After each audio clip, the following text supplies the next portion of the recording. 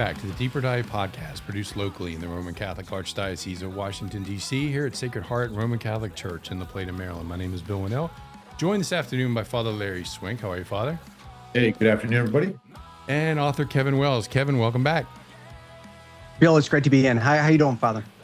Good. Today, we're going to talk about Kevin's new book released next week, Kevin? It's I guess the official release is in about 2 weeks. 2 weeks. Coached by the Curé, Lessons in Shepherding with St. John Vianney. A different book for you, Kevin, as we talked about. We'll get into a lot more now. Father Larry.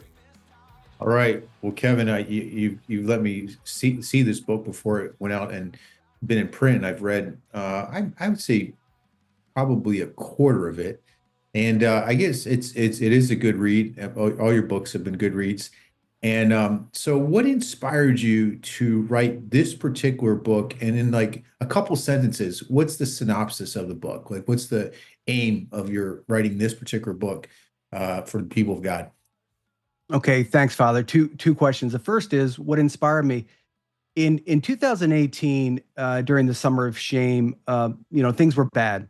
And, I'm from, as you know, Father, I'm from a family of priests. And as a journalist, I was applauding and both mourning the breaking stories of the Washington Post every day on that Summer of Shame, whether it was former Cardinal McCarrick or whether it was the grand jury reports from Pittsburgh, whatever it was. But every day the Post had new breaking stories. And I love the priesthood because I grew up in the shadow of Monsignor Tom Wells, and he showed me what a faithful priest ordered to souls can do for laity. And I think it's fair to say that several hundred, if not thousands of people are impacted by his priesthood. So I love the priesthood. I always did.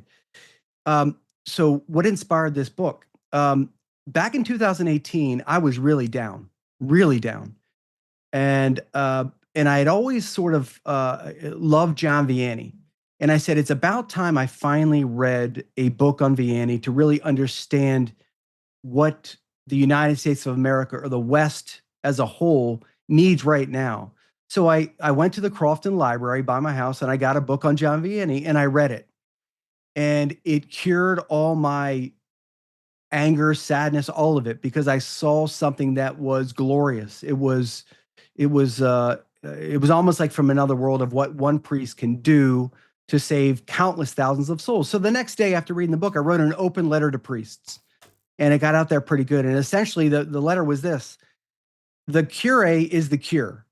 The Curé is the cure. And that's what got out there. And that led to The Priest We Need to Save the Church, which was a book I read in 2019 that got out there pretty good. I think it's in seminaries on 5 different continents, believe it or not. So you asked a question, I'll cut to the chase. So since that book, I've written 3 other books that sort of circle around the ministerial priesthood. I wrote about a saint, Father Al Schwartz. I wrote about lately a hermit, a consecrated hermit who we all know named Father Martin Flume. And I thought, well, things are bad still in the church. I can write about priests all day long, but why does the latest Pew Research poll say that for every 100 Catholics who enter the church, 860 leave? Like, what's going on? Like, I always thought it was priests like Monsignor Tom Wells, John Vianney, et cetera. And then I started to think, you know what? What if I could pull John Vianney from the grave? What if I could pull him out of the tomb from 1859 out of France? What would he say to the West today? And the thought was, well, you know what? He wouldn't be speaking to priests. Matter of fact, I think that his name would be changed for today. He would no longer be the patron saint of the parish priesthood. He would be the patron saint of the domestic priesthood. He would be talking to moms and dads now about stop relying on the old paradigm. Stop relying on father at the parish. Stop relying on the bishop. Stop it. So it's great if you have a faithful and holy priest at your parish. God bless you. Invite him for dinner. Do him errands. Volunteer at the church. You have a blessing there. But you are priest in the home. We have to start beginning to raise up mom and dad to be priests in the home. So essentially, Father Larry, the book is this: John Vianney speaks as a love letter from heaven to moms and dads during this time of mayhem, this moral wintertime, cell phones, internet technology. And he says, here's how you can pierce it all. Because I had to do it in the wake of the French Revolution when Robespierre was guillotining everybody who was Catholic. All the holy ones, all the holy priests had their heads cut off. So I had to come in after tens of thousands, hundreds of thousands of French Catholics left the church because they were scared to death they were going to die. So there was a malaise that swept over all of France. Well, essentially, John Vianney is saying, hey, man, I get it. It's 2025. You might think of me as a country bumpkin priest from 200 years ago, but no, it's the same thing. I'm going to show you, mom and dad, what I did, but I want you to become the priest. And I'm going to show you how I did it in Ars. So that's the book. John Vianney speaks as a love letter to moms and dads to say, here's how you protect your sons and daughters in this tough world. Wow. Well, this is really interesting. So if listeners, and just that there's in the church we distinguish between two types of priesthood: the ministerial priesthood, which would be like myself, that I'm a ordained priest to bring the sacraments and to bring sanctification to people, primarily through the sacraments, but through our baptism there is what's called the common priesthood. And so we would say that, in essence, I guess, a father and a mother are, in charge of their household, and that their household as Catholics would be called domestic church. So let's kind of, I know a lot of times in your writings, Kevin, your books, it's always focused on let's renew the priest. Not that you've given up on renewing the priest, but I don't. Well, there is renewal happening. Praise God, and we're seeing it. And but what do you see in families today that inspired you to take this route, like in the domestic church? What's sort of the thing that's just got you fired up to, pull John Vianney out of the grave and ask him to coach us on how to raise a family? Or that you're not seeing. Oh, yeah. Maybe things, sins of commission or omission that are just prevalent among Catholic families. Because it seems like it's also addressed to Catholics. This book is addressed to Catholics that aren't doing their job too. I guess in essence, or maybe they need coaching on how to do their job better in a culture that's very much like the French Revolution times, where it was very anti-Catholic. Well, you asked the $1 million question. So I'll answer in two ways. Number one, I wrote it to myself because I've seen in my own family, I only have 3 children. My wife and I wanted to have 10, but we weren't blessed that way. So our children are adopted. But I always kind of thought that, hey, teach your kids how to pray the rosary, read saint books with them, etc. And you're going to sink the hook, you're going to plant the seeds, and all is good. But I've seen that I was completely unprepared for this technological tsunami that has swallowed all 3 of my kids alive. Now, some have, pretty much gotten out of it unscathed, but some others didn't. So I thought, well, where did I go wrong? Like, where did I not get it right? Now they're all sound-minded, good kids, and I think for the most part, praise God, they're very close to God, but I see from throughout the country. So I do a fair amount of traveling now. That the saddest line, and Father and Bill, I hear this all the time.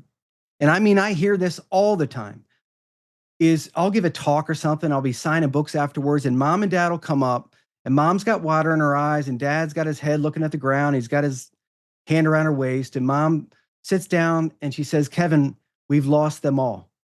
What do we do? We've lost them all.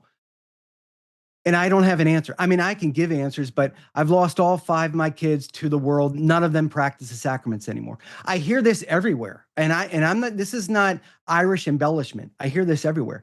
So the book is John Vianney saying, okay, here's what we do, mom and dad. Here's what we do. That's number one. Number two is this. So, Father, I think Bill and I would say that, in knowing you the way we do, that you're a priest who wakes up every morning and you have since the beginning of your priesthood saying, hey, what can I do to get more souls to heaven? And we can speak of 50 different ways that you do this, and you've done this for 2 decades. So there are priests like you that are just concerned with souls. But I think more and more and more, I think what we're seeing out there, whether it's bishops or priests, is we're seeing that there's been a subtle re-engineering of the ministerial priesthood where there's been a softening.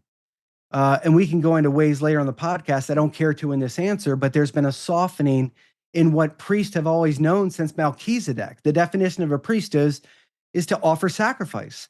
So for some way, some reason, over the past several decades, I don't know, maybe longer, a couple centuries, there's been a reemphasis in other things, and maybe it's not so much as in the ministerial priesthood to offer sacrifice to go after souls. So I think what this book hopefully will end up doing, it'll serve priests like you, Father Larry, but it'll also serve other priests or parents. I'm sorry, it'll serve parents on both ends. Priests like Father Larry Swink that go into the grind looking for souls, and maybe other priests who have taken their foot off the pedal. And I'm going to be candid, there's a lot of them out there. So this book splits the seams, I think, where Father Larry Swinks needs parents in the fight as priests in the home. And really, these other priests, they want the same thing. Hey man, you do the work. You know, I gotta pay these bills. I gotta take care of this conference. I got another meeting. My roof's leaking. You know, so mom and dad, you get to work. So Vianney is telling moms and dads, I don't care who your priest is. I don't care if he's the best priest in the world. I don't care if he seems like a bachelor to you. I don't care. I'm asking you, mom and dad, to be the domestic priest in the home because you are custodians of their souls, and stop relying on pastor down the road. You got to start looking at yourself. And I got to look at myself, Father. And my wife, Krista, she has to look at herself. You know, what are we doing for our children? Right. So what are some of the, obviously you prayed about this book, and I know St. Philomena is in this book too. St. John Vianney had a huge devotion too, and she kind of starts the dialogue, with the heaven and St. John Vianney to the world. And what are some of the coaching that St. John Vianney does for dads and moms and even priests? What are some of the basics? I know we don't want to give away the book per se, but to get people a little bit interested, what are some of the chapters, and what's the advice that this great saint has given, men and women to raise the domestic church or even their parishes better? Well, that's the $1 million question. So just to go back to your preface, in this sort of Catholic LSD, conversation in heaven that is just off the grid, Philomena, with God standing by her side, calls out the greatest priest saints in history: St. Peter, Colby, Bosco, Newman, Neri, all of them, Padre Pio, St. Patrick, and they really pull back the drapery on what's happened in the priesthood over the past 60, 70 years. Go ahead, Father. You said Neri, not Leary, correct? Oh, He- damn. I just want to make sure, Philip Neary, not Dan Leary, but I just sure you got that. He's not even on the editing room floor. No, Father Dan's a great priest, but they open it up. And Father, before we get to the solutions, I just need to tell you, I mean, I'm going to bring it up. I mean, I wrote the book, but again, as a journalist, these are the things that I've heard over and over and over again. It's priests who no longer pray. And when you don't pray the office, you don't set up a liturgically beautiful mass. It's priests who don't take on a spirit of asceticism. Father, it's priests Let me stop you there. It's interesting. I was talking to an exorcist, someone who works in an exorcist's office about this. And anytime there's a problem, a spiritual problem in a priest's life, they say it usually starts with a poorly prayed breviary. Like when the liturgy of the hours is not prayed, it's really opening up the door to the satanic in one's own personal life, and then also an extension to the parish itself. So just that is a serious. I mean, it is a grave obligation for a priest to pray the breviary under the pain of mortal sin. So just that it's not a light matter for us not to pray that. Go back to you. Yeah, well, no, Father. I mean, of course, in my own life, I always think, number one, I mean this, number one, if I'm not praying, then I'm a zombie. Like I'm a horrible husband, a father. I mean, all of that. I'm a lost man. I'm a zombie floating around. But I can go down the line. I won't. But I'll just say a priest who doesn't adore the Christ before the monstrance every day, or a priest that doesn't pray the rosary. His priesthood isn't maternally protected. We can go down the line, but because of all of this, we have the Pew Research polls saying a lot of what they're saying. So your question is, so what does John Vianney urge parents to do today? Well, the same thing he did when he showed up in Ars in 1818, and 300 folks in this little podunk village, this farming village, is dead. They're spiritually dead. No one's going to mass anymore. Only like 4 people in the town were going to mass. So he had to say, well, what do I do to bring this place back to health? He wasn't thinking about what happened 30 years later, where all of France came back to health because he was so explosive in his priesthood. He was just thinking about the souls of Ars. So what did he do?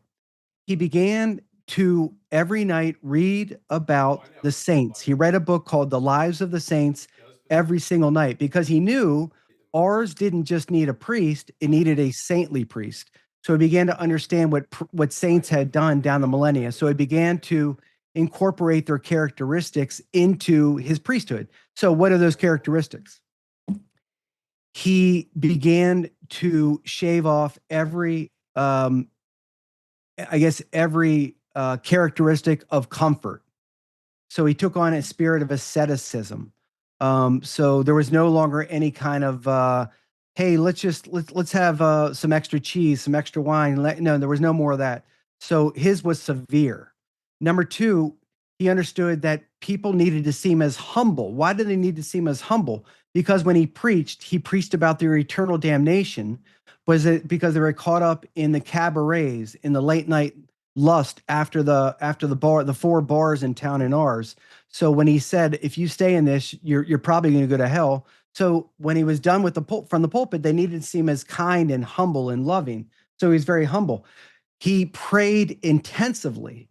So whenever he wasn't in the village or in the confessional, he was in prayer at St. Sixtus in front of the monstrance. He had turned over his whole life to Mary. He had consecrated his priesthood to Mary. So he became a Marian priest. I'm just going down a few of the lines. And he knew when Satan started to attack him, and I don't know, for your viewer, for your listener, John Vianney is famous for his nightly visits with the choruses of demons. I mean, every night for years and years and years, till finally at the end of Vianney's life, Satan finally said to him through a possessed woman, John Vianney, if there were 2 or 3 more like you, my kingdom would be empty. So he knew he had to fight off Satan. So he was very strong. He was very courageous. He didn't allow Satan's sort of temptations to knock him down. So he increased his fasting, his mortifications. He used the discipline. I don't know if you know this, Father. I had to read a lot of biographies on John Vianney to prepare for this book. He used the discipline every single night. Every night. I heard, let's stop you there for a second. This is fascinating. Have you been to Ars, Kevin? Or I'm going next month. Oh, praise God. Yeah, I've been there twice. And you're going to be just fascinated by it, because everything's going to come to life. And a couple things you'll see that are just in terms of his asceticism. But I also think, folks, it's like, ask yourself this question: what type of mortifications or self-denials do I do for my kids, on a frequent basis? It could be the extra glass of wine, it could be driving to work without the AC. I mean, whatever, or just not complaining when things just don't go well, which is almost every single day. But anyway, one of the things you see is his bed was charred because the devil would actually put it on fire, and it was it was like the with Satan himself. I think it was Lucifer. He used to call him Grappin, because they would this guy, he would just taunt him every single night. Like, wasn't a night where he didn't get he didn't have like a purple mattress. This guy was in purple foam mattress. This guy was sleeping, not sleeping because there was fire. He's wrestling the devil. And on top of that, he's whipping himself. It's just like, he's crazy. In a holy way, but go back to you. Yeah. I want to say Vianney said something pretty funny about Satan burning in his bed. He had a very close friend in Ars. And the comment was, Vianney said to her, he could not burn the canary. So he burned the bird cage. So essentially, he's not going to burn me, but he will burn my bed. Um, Father, I do want to say one thing, and I don't want to embarrass you and get you to turn a little bit red. But one thing about John Vianney is he was magnanimous. So Father, I don't want to put you on the spot, but do you know the definition of magnanimity? Yeah, magnanimity means to do great things. It means to do great things for humanity or for God. And magnanimity in the theological sense is not afraid to do great tasks. Now spell it. Come on, man. So Father, You do transubstantiation, then I'll do magnanimity. How many syllables? So Father, you're a priest that I think if people knew what magnanimity meant, and to do great things for God, they would say, Father Swink, he's a magnanimous priest. Like, so whenever Vianney woke up, he woke up every day before 3 o'clock to the Angelus bells at 3 a.m. to begin his work because he was all about souls.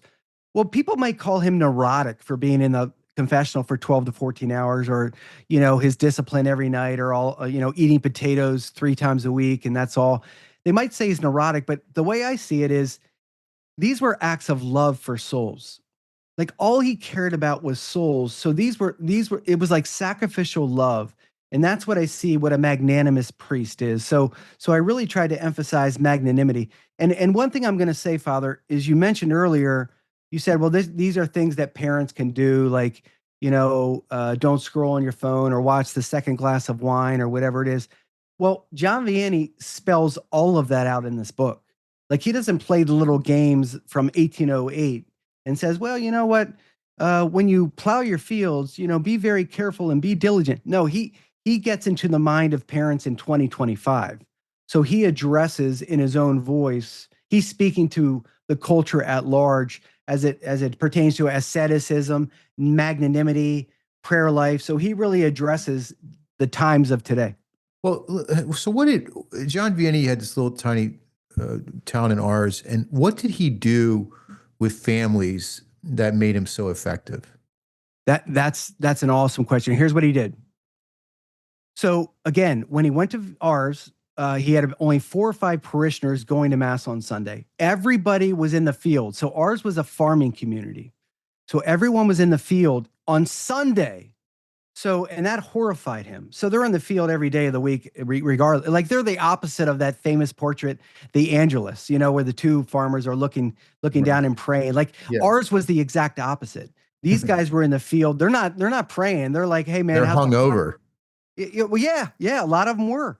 But what Vianney would do, and again, this is magnanimity.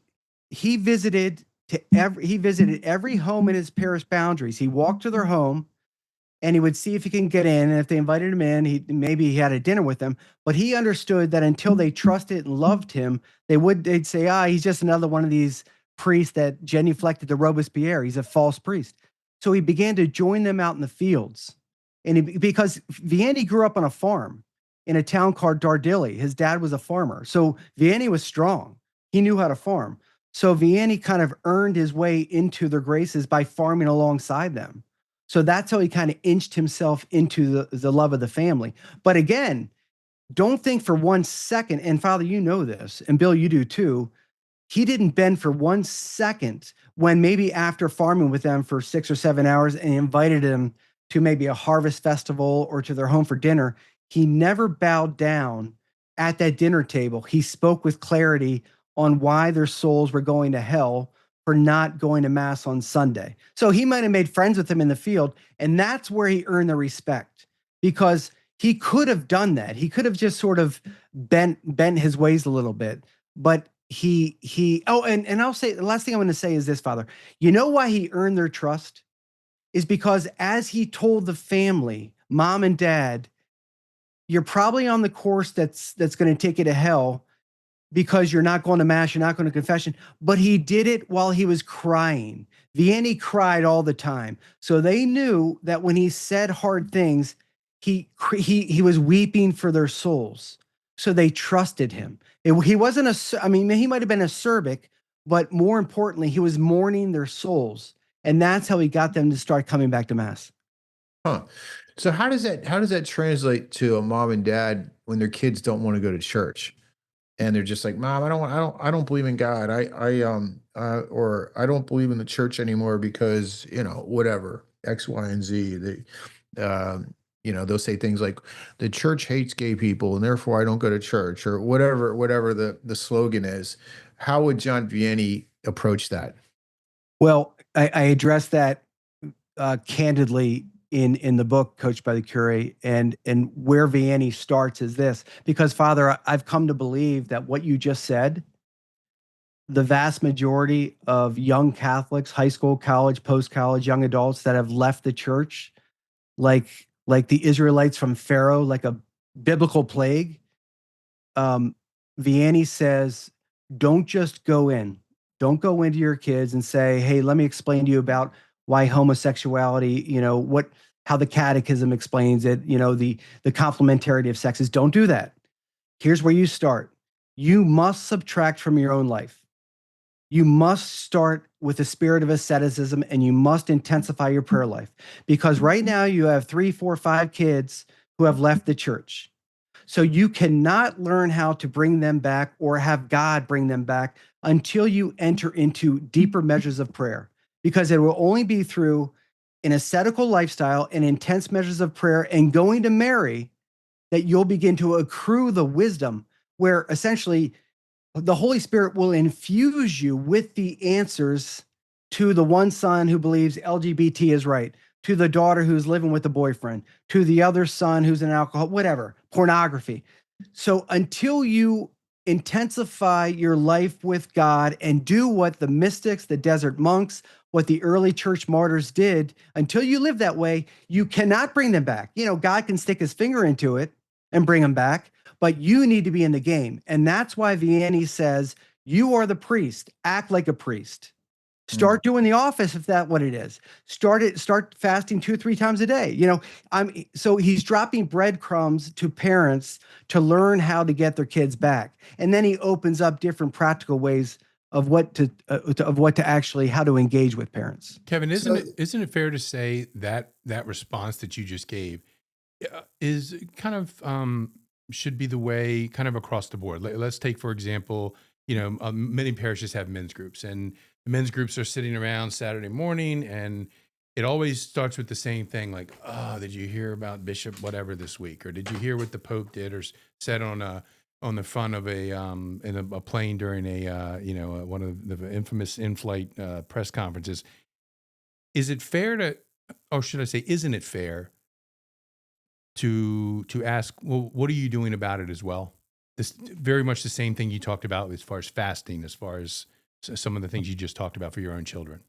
Yeah, I just tell them to shut up. I really do. Yeah. Like I'm so bored with those conversations. But I'm going to say something that's going to ring. It will ring controversial, Father. You're not going to like what I'm going to say, but let me explain myself. I've come to believe that the Catholic Church might be getting it all wrong. All wrong. And here's why I say it. We know the numbers. We don't need to get into that. So back in the 1990s, wristbands came out all over the world with 4 letters, WWJD. Okay, that was partially right. Like that was kind of right. And what would Jesus do in this situation? Like, that was a good thing. We all know that. I think Catholics, until we learn to become like Jews and Muslims, and not Protestants, because Protestants, they don't care about fasting. They don't see the efficacy in fasting. They don't see the efficacy in praying 7 times a day. That means nothing. Until we go back to 30 AD to 33 AD and say to ourselves, not what would Jesus do, but maybe say to ourselves, I wonder what it would be like if I lived like Jesus. I wonder what it'd be like if I prayed 7 times a day as Jesus did, following the rabbinic codes. I wonder what it'd be like if I fasted or tried to as Jesus did for 40 days. I wonder what it'd be like if I worked with my Father respectfully and never stopped and wasn't on scrolling on my cell phone, whatever. What if I tried to actually live like Jesus Christ? And until the church comes back with that and circles all the way back to 31 AD and says, as a church, we need to return to what the Jews and Muslims do. I mean, the Orthodox ones anyway, who actually take it seriously and they pray all day long. They fast intensely. They do the things that they're going way back to Moses, Abraham.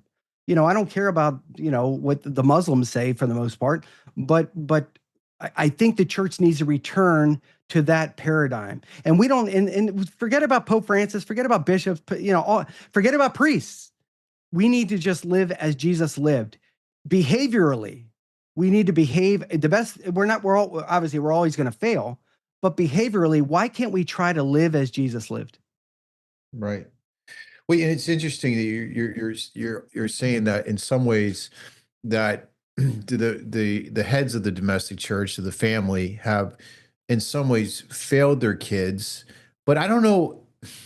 I guess in essence, like you have those some parents that did everything they possibly could to keep their kids in the faith, and then they feel like they failed miserably. Do you think it's more the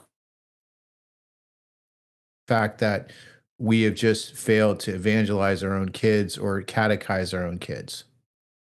All the above, but I do want to say this for your listener, and I think what I'm going to say is pretty important because it's analogous to today. My uncle, Monsignor Tom Wells, became a pastor in 1971 in the aftermath of the Woodstock hippie generation, free love, acid, Led Zeppelin. And by the grace of God, his first parish, the rectory, was placed in the middle of a neighborhood in Bowie, Maryland, where there was huge Catholic families everywhere. And my uncle used to walk the streets at night in the B section of Bowie, Maryland. And moms and dads knew they had this new priest in town. And they'd come running out their doors and they would hear, "Father, my daughter is dating a boy with a ponytail. Hey, Father, my son is, I smell marijuana smoke in his bedroom. Father, my son was at Woodstock and he's never come back. And Father, what do we do? Father, what do we do? Father, what do we do?" And my uncle would always say the same thing, and it kind of became the mantra of his entire priesthood. He would sort of throw his head back and sort of mock them and laugh. And he'd say, "Where is your trust in God in this? Where is it? Well, Father, you don't understand how bad this is. Where is your trust in God in this?" "Father, I guess you're right. I've kind of lost faith that my son or daughter would come back." And he'd say, "You begin to pray more. You begin to show your children who are off the rails the face of Jesus Christ, and you sacrifice and you love them despite their sinfulness, despite their Led Zeppelin, whatever it is, you love them where they are, and they will come back. And in the meantime, as the parish priest, I will begin to work with them, but I will not work with them until you begin to work with them first. And that's going to demand sacrifice." Right.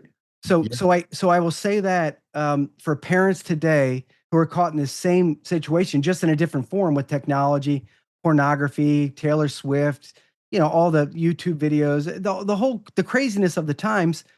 Love them where they are. Die to yourself. Do whatever you can because their souls are at stake, and Yeah. you must eliminate your own comforts as a mom and dad to work to do whatever you can to save the souls of your kids. It's very doable. It's just a matter of will mom and dad do it? Right. Right. Um, how do you, right. And so you have a culture that tells kids that it's all about, you know, pleasure, self-fulfillment, comfort, right? And then the parents are coming across with, it's about the cross. Yeah. And it's like, but also I think that, like you're saying, with that cheerfulness and joy and optimism that draws them in to say, this is actually a happy life. And maybe you're missing something, right? The Christian life is a life of joy and a great happiness if you actually engage in it. So it's like the parents are trying to make it attractive to the kids because they themselves have entered into this lifestyle, correct? Correct. Okay. So, all right, it's an interesting sort of side note here. And I think, I know that Bill, I don't know if Bill, we're allowed to talk about this, about the CCD, the sort of modern CCD thing and the possibility of maybe a new way of doing it, is open for discussion or not necessarily? I think in general terms, we can talk about it and relate it to Kevin's book. Kevin, you talk about in the first chapter the good saints horse and buggy method of, well, not just evangelizing, but or the old going back to like almost meeting house methods with with parents. Can you talk about that a little bit? When you Sorry, I'm not sure what that pop was. I just heard. I don't know if you Yeah, it guys was a did. weird pop. Okay. But you talk about is that a way forward? The whole smaller church, is a stronger church, and the individual, the families that are there are the ones that you put your resources at. Well, my answer is yes, but I'm very curious to hear what you're about to get into, because I think you're going to get into something very important to this podcast. I think that we could all agree that maybe, and I don't want to, this is one thing that we can't necessarily assign the Vatican to, or even in a joking way. But I think no one would argue that the modern method of catechizing kids, CCD, if you will, as most people know it, has been an abject failure. It's a disaster. I'd go on record to say it's a disaster. And here's what it is. I mean, every single priest that I talk to says almost the same thing. Is basically it's daycare for an hour and a half for parents who don't go to church. And I mean, sometimes it's the only time you'll see a kid at mass, and they'll be faithful to CCD. Never miss a class. But they'll go to First Communion Mass, and that's it until their confirmation. That's it until they're married. It's like there is no unity of life whatsoever. No, there's two gaps. The first gap is before First Communion. Then suddenly second grade rolls around, and the enrollment spikes. And then we don't see them again until seventh grade. Now, just as a side note, I see Baltimore's just lowered the confirmation age to fourth grade now. Right.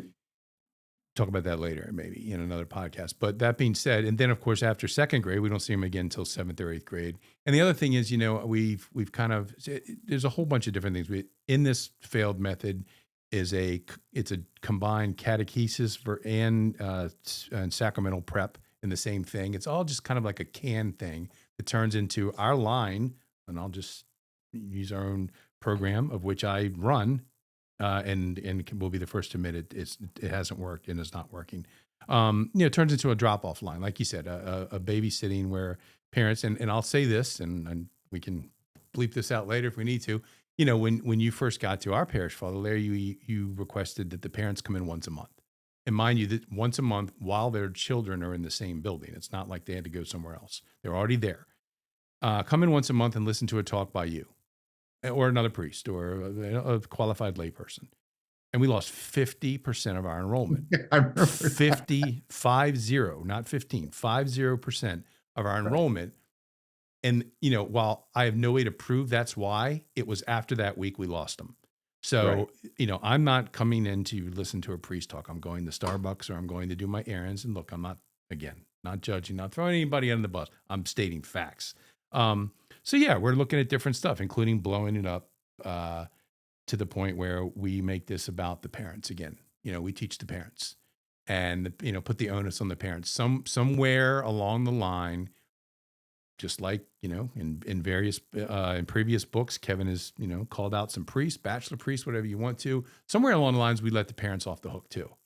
And CCD didn't exist back in the day, so to speak, because there was no need to. The kids. Well, no, it didn't start till Pius X, which is, so the program is only just 100 and, But there wasn't a need to because they were getting it at home. Yeah, it was all done at home. And I think going back to St. John Vianney, there was no CCD, but there was catechesis. And the thing is, the priest would catechize the families, and he would bring in children and catechize them.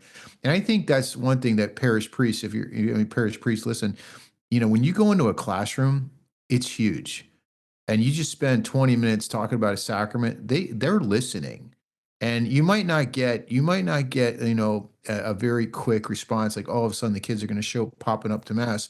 but they're going to listen to things that they're not hearing anywhere else. And I just think your presence, like John Vianney, in the parish school is vital. I think the evil one wants priests out of the school, especially if they're going to bring some truth to that. So here's some more empirical evidence.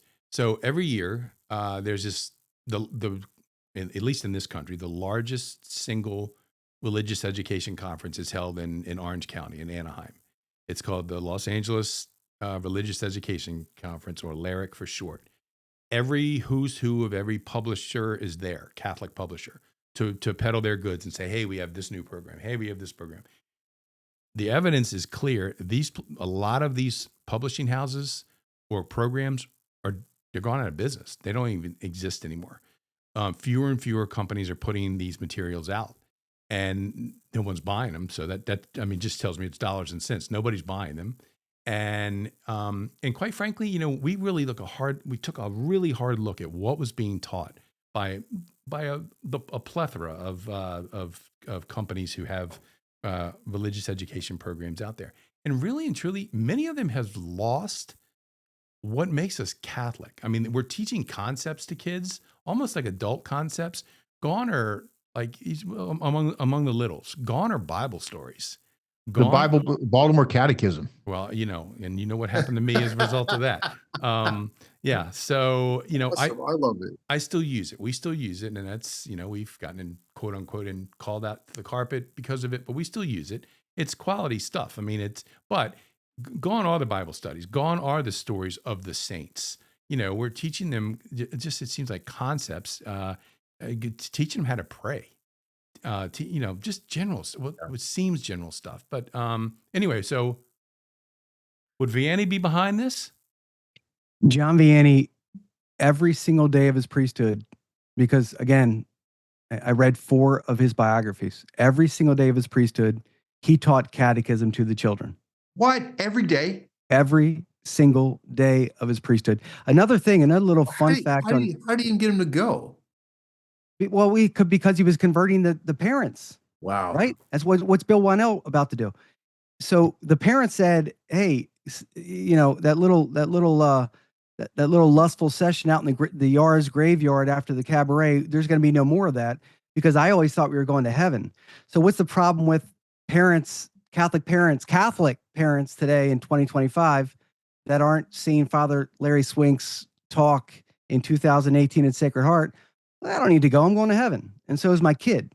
So John Vianney began to teach parents, no, you're probably going to hell. So when parents began to understand the gravity of their eternal soul, they said, yeah, I am. And I don't want my kids to go there. So I want you to start hanging around this guy, John Vianney. Oh, I'm not. Really?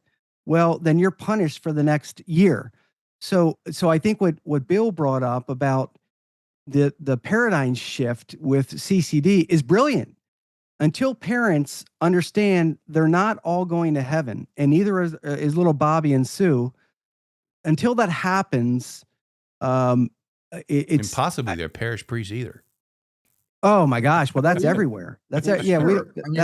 It's not over till the fat lady sings and we die. And assured salvation is the plague of the Catholic Church.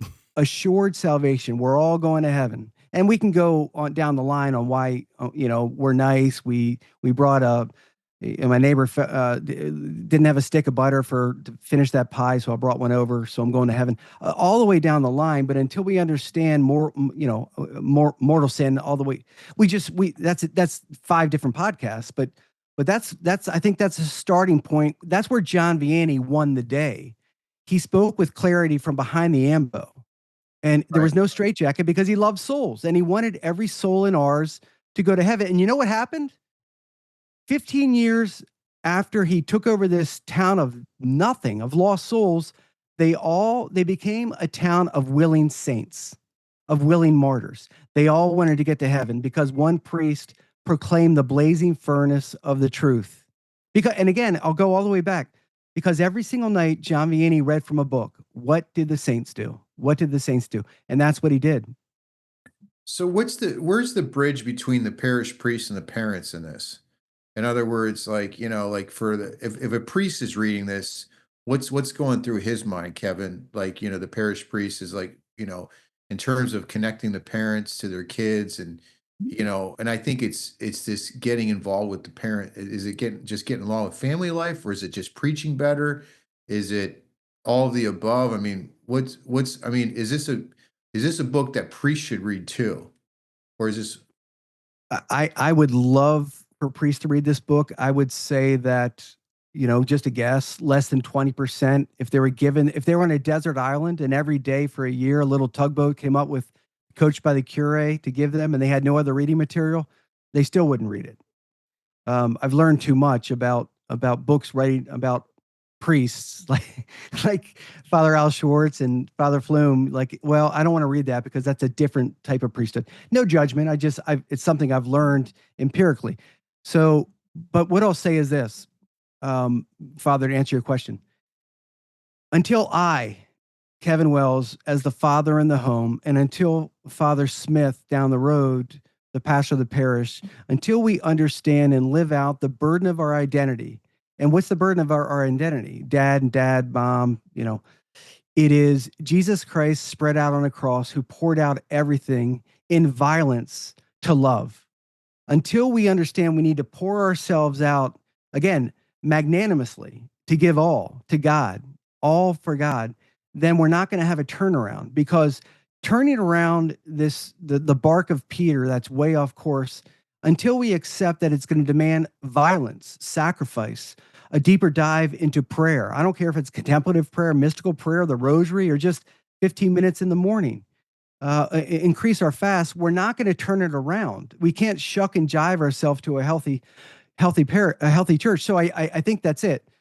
When the burden of our identity is understood, maybe it's the Baltimore Catechism that needs to reteach us this, then I don't know how it turns around. So I don't know how to connect the parish priest to the parent until the parish priest understands the burden of his identity to lead every soul in his pews, or at least try, to heaven.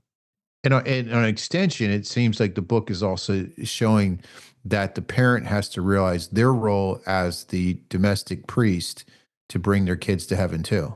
That's the entire book. That's Entire what. So book. yeah, the book has left priests behind. I'm just going to say it. Yeah. The book after chapter 1, the door is closed on priests. It's almost like your window has closed.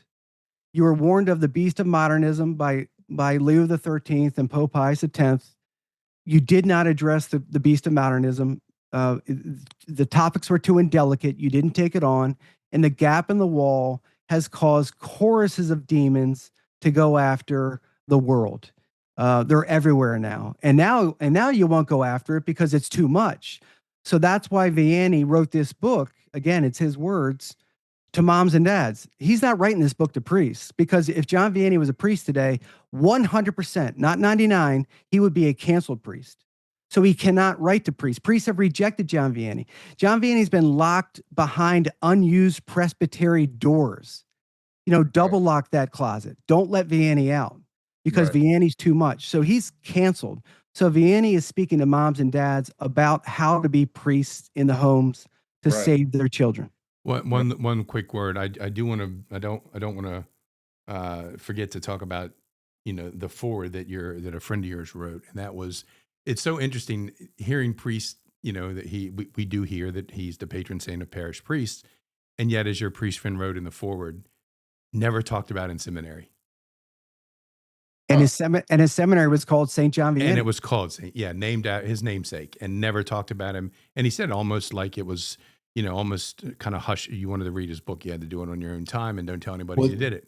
There's a reason. I think there's a reason for that. I remember John Paul II wrote a letter to priests on one of his Holy Thursday letters. It's fantastic, and there was such pushback by priests around the world saying that's the model of priesthood, that it just sort of like was shucked and jived in the seminaries, because they're like, it's too hard, it's too sacrificial, it's not attainable. And I think people just look. I think this is the problem with modern Christianity, Bill, is that we look at sainthood as unattainable, and it's just for a select few, and we look at holiness as just as not something that everyone's concerned about, but it's just for a select few that are which we don't realize that Vatican II said it's a universal call to holiness. So I remember someone commenting that John Paul got very criticized by saying, and I think I quote him, that John Vianney is the model of the parish priest. And I mean, even for myself, I feel indicted. When I think about that for myself, I'm like, gosh, I am so far from him, in terms of, my priesthood and my love for the Lord next to him. And I'm sure that's how everyone feels next to saints. Yeah. But nonetheless, I think that we need to hear about the saints. Like, that's probably how John Vianney felt when he read the lives of the saints in bed at night, thinking, I got to up my game. And little did he know, by upping his game, he became a saint. It is probably, so, and that ties in with Kevin's, quote on magnanimity. I think for us Catholics, the magnanimous route is, do I really want to become a saint? And I think until we have that vantage point, that's the purpose of the Christian life, then it's sort of game over in terms of, trying to really make a difference in the church. But anyway. Yeah, Father, that's perfectly said. And I just want to add this. So John the 23rd, as you mentioned, John Paul the Great, but also Benedict, they all wrote long letters on John Vianney. So Benedict, when he heard because I heard that there was blowback from John Paul II's letter as well. Well, Benedict said, okay, you can blow back. I'm going to go deeper. So he wrote a letter too. So these three of the five last popes wrote letters saying, priest, look to John Vianney, look to John Vianney. Right. Well, he's a canceled priest today. So I took him out of the grave. I took him out of the tomb for moms and dads, not for priests, but for moms and dads. Yeah, thank you. All right, folks, we've gotten the hour here. So Kevin, thanks so much for coming and joining us on this podcast to speak about your new book. And like you said, where would people get this book, Kevin, if they are interested in buying it? I would go to scepterpublishers.org. Scepter is spelled SCEPTER, scepterpublishers.org. That was for you, Father Larry. What's that? He spelled it for you. Yeah, thank you. I got it. Just like magnanimous. I'm working on it. Or go to my website, kevinwells.org. You can buy it on there too, kevinwells.org, help the cause. Or just go to Amazon, whatever. But anyway, the last thing I'll say, and I'll shut it down, is the last chapter is the penultimate chapter, because what it does is for all the moms and dads kind of scratching their heads saying, well, I don't know. And yeah, he makes a good point, but I can't do that, or it's too much. Well, the last chapter is sort of the blueprint. It's called How to Achieve Sanctity, how to actually get it done. So he lays essentially the whole book out in the last chapter. And like you said, Father, Vianney says, hey, you can do it. We're all called to be canonized saints. And you know what?